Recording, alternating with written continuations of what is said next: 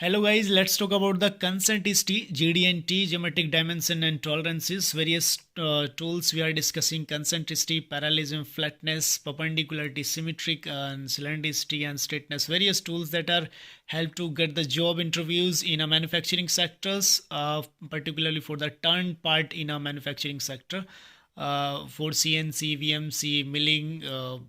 Lots of kind of things wherever the turn parts are actually manufactured. Let's talk about the consent is T first. If you are looking this video, I know definitely you know the symbols are what the consent is T, parallelism and flatness, and how we can actually check it and measure it. And these are the diagrams that is are actually depicted here, and these the things, and the diagrams are saying the concentric is the two concentric circles are there. One the diameter is 30 mm and the second one is 20 mm, 20 mm. And the basically the criteria of the concentricity is that the how much the circles are actually concentric from the centers. ये जो दो आप circle देख रहे हो, ये दो circle दोनों एक दूसरे के रिस्पेक्ट में कितने कंसेंट्रिक हैं, इन दोनों के सर्कल में कितना डिफरेंसेस है, ये चीज़ को देखने के लिए हम लोग कंसेंट्रिसिटी चेक करते हैं. जब मैंने अपने जो जो लोग काम करते हैं उनसे इसके बारे में बात की तो उन्होंने मेरे को ये बताया कि ऐसे इसमें होता है. बेसिकली ये हम सेंटर का रेफरेंस देखते हैं. अगर आपको दो सर्कल्स दिख रहे हैं तो वो कितने सेंट्रली अलाइंड है, वो कंसेंट्रिसिटी होती है. Now let's talk about this is practically and how we can go it. First of all, you take V blocks and the height gauge and the needles, and these are the dial gauge. And इसको true कर लेंगे और true करने के बाद इसको हम लोग वी ब्लॉक पे प्लेस कर लेंगे. अब ये आउटर जो डाया है, ये आउटर डाया के रिस्पेक्ट में हम लोग इंटरनल जो जो कंसेंट सर्कल है, जो अंदर की जो आईडी बनी हुई है, इसको हम चेक करेंगे with respect to the outer surface को, जिस पे वी ब्लॉक पे प्लेस करने के बाद. तो इसकी आप देख रहे हो टॉलरेंसेस कम से कम 20 माइक्रोन की हमने यहाँ पे मेज़र करी है. तो ये आउटर के रिस्पेक्ट में अंदर का, और अगर अंदर के रिस्पेक्ट में बाहर की कंसेंट्रिसिटी चेक करनी है तो इसमें हम मैंडल वगैरह डाल देंगे और तब हम अंदर के रिस्पेक्ट में बाहर की कंसेंट्रिसिटी चेक कर सकते हैं. Okay, so now let's move on this one, and this is the same process. This part is a true, and you can place the needle inside the inner dia, and then you can measure the deflections that you have seen in this the dial gauge, and you can easily see that is a 20 micron deflections are present in this needle. So that is the concentricity of the internal dia with respect to the outer dia. Outer dia के respect में अंदर की कंसेंट्रिसिटी 20 micron आप देख सकते हो. इसमें deflection है डाया. हाँ, नाउ दिस इज़ ये अब दूसरा है इस आउटर डाई के रिस्पेक्ट में. आउटर के जो दूसरा आउटर डाई है उसकी कंसेंट्रिसिटी का डिफ्लेक्शन से यहाँ पे ये वाला. तो ऐसे हम आउटर के रिस्पेक्ट में आउटर का भी चेक कर सकते हैं. और अगर आपको यही चीज़ अंदर की कंसेंट्रिसिटी चेक करनी है, अब अंदर के रिस्पेक्ट में बाहर की चेक करनी है, तो हम लोग इसमें जो अंदर इधर की जो डाया बना हुआ है, अंदर का जो आईडी बनी हुई इनर डाया, उसमें हम एक मैंडल प्लेस करेंगे. और मैंडल प्लेस करने के बाद में उसके रिस्पेक्ट उसको एक ट्रू कर लेंगे, उसका एक रिस्पेक्ट बन जाएगा, और फिर इसको आउटर पे निडल आपकी इस पर प्लेस कर देंगे, इस वाले पे. और तब आप देखेंगे कि चीज़ें इसमें हम आउटर जो डाया पे concentricity with respect to inner dia हम कैलकुलेट कर सकते हैं. Now this is another thing, this is a very very interesting, the parallelism. Parallelism के बारे में अगर आपने कभी सुना होगा कि पैरालिज्म को कैसे चेक करते हैं, तो पैरालिज्म के बारे में जो बात होती है, ये पैरालिज्म को चेक करने का तरीका है कि आपका जो पार्ट है अगर वो फिनिश है, दोनों साइड से टर्न हुआ पड़ा पार्ट है, तो उसको हम सरफेस टेबल के पे वो ऑलरेडी जीरो है, सरफेस टेबल पे प्लेस करिए. और थ्राउट जो आपका जो निडल है, जो आपका डायल गेज है connected to the height gauge, उसको आपको राउंड ऑफ कर दिए करिए, पूरे पे घुमाइए इधर उधर, और उसके मिनिमम और मैक्सिमम पॉइंट को सम कर दीजिए, जोड़ लीजिए. तो आप you can say easily saying that this is the thing is that the total जो आपका जो पैरालिज्म यू कैन मेजर इट, कि यहाँ अगर इधर मिनिमम में 50 माइक्रोन है, उधर जाएगा अगर 50 ज़्यादा, टोटल ये 100 माइक्रोन का हो जाएगा. सो मिनिमम और मैक्सिमम पॉइंट को जोड़ते हैं थ्रू आउट इस पे घुमाने के बाद डायल गेज को, तो यही पैरालिज्म होता है. बेसिकली देखते ये हैं कि कितना पार्ट्स में कोई ओवल्टी वगैरह है, कितने पार्ट में वेरिएशन तो नहीं है, अदरवाइज ये लीकेज के चांसेस बनते हैं. इसलिए इसको देखते हैं, जो मेरे को बताया गया था, जो इसको चेक करते हैं जो लोग. तो this is a really definitely helpful tool you if you are looking for job in the private sector, particularly if you are looking for manufacturing sectors. And GD&Ts help you to clear your GD&T tools. And now the next one, that is a flatness or parallelism symbols are, you can see that is a parallelism symbol, that is a flatness symbol. And the flatness symbols you are talking that flatness of this piece. अब आप यहाँ पे देखिए ये एक casting का piece है, forging का पार्ट है.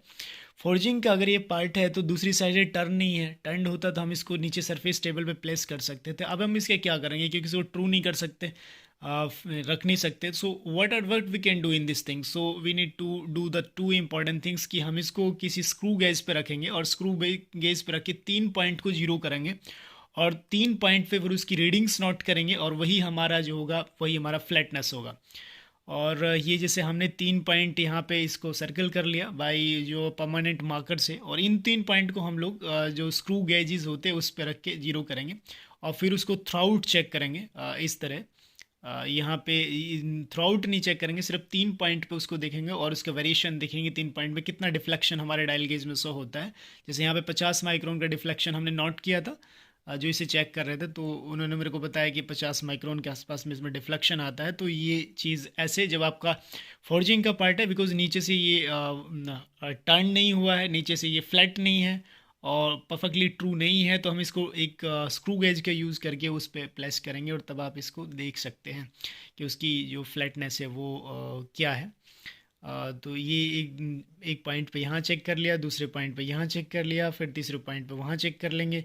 तो that is the 3 important tools. ये फिर बात करते हैं रनआउट के बारे में. रनआउट, अगर आप एक रनआउट के बारे में बात करते हो तो एक पर्टिकुलर पॉइंट पे चेक किया जाता है. जैसे हमने यहाँ पे जो ये चेक कर रहे हैं इन्होंने यहाँ पे इसको चेक किया था जब मैंने ये वीडियो बना रहा था, तो इन्होंने इसको यहाँ पे चेक किया था. उसके बाद में हम इसको चक में प्लेस करेंगे पार्ट को, और पार्ट के अंदर एक निडल जो एक मैंडल है ये प्लेस करेंगे और इसके बाद चक को यहाँ जीरो कर देंगे दोनों चक के. अब दोनों सेंटर के रिस्पेक्ट में इसमें जो रनआउट है वो कितना है, इसमें निडल प्लेस करेंगे, डायल गेज कनेक्ट करेंगे इससे और उस पर फिर इस पार्ट को घुमाएंगे और थ्राउट चेक करेंगे. तो ये इसका रनआउट होता है. टोटल रनआउट में बस इतना ही डिफरेंस है कि हम इस वाले पार्ट को थ्राउट चेक करेंगे, इधर भी इधर भी उधर भी, मतलब यहाँ से लेके यहाँ तक हम इसको देखेंगे और वो हमारे टोटल पार्ट्स पे रनआउट निकल के आएगा. सो दैट इज़ द थिंग्स. और यहाँ पे ये कंसेंट्रिसिटी का ही कंसेप्ट है कि अंदर के रिस्पेक्ट में बाहर जो सर्कल्स है वो कितना कंसेंट्रिक है. अगर हम अंदर मैंडल घुसाएंगे तो उसके रिस्पेक्ट में हम बाहर वाला चेक कर सकते हैं, अगर मैंडल डालते हैं इसमें भीतर इस वाले आईडी में तो उसके रिस्पेक्ट में ये वाला चेक हो सकता है. तो ये चीज़ है, और इसके रिस्पेक्ट में हम अंदर वाला चेक कर सकते हैं, ये बता रहे हैं.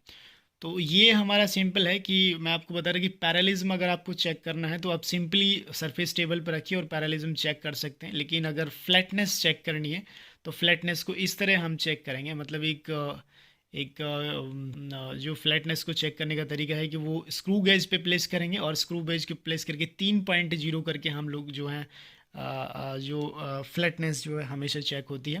पैरेलिज्म आप सिंपली चेक कर सकते हो, लेकिन फ्लैटनेस जो होती है वो 3 पॉइंट पे चेक होने के बाद में चेक होती है.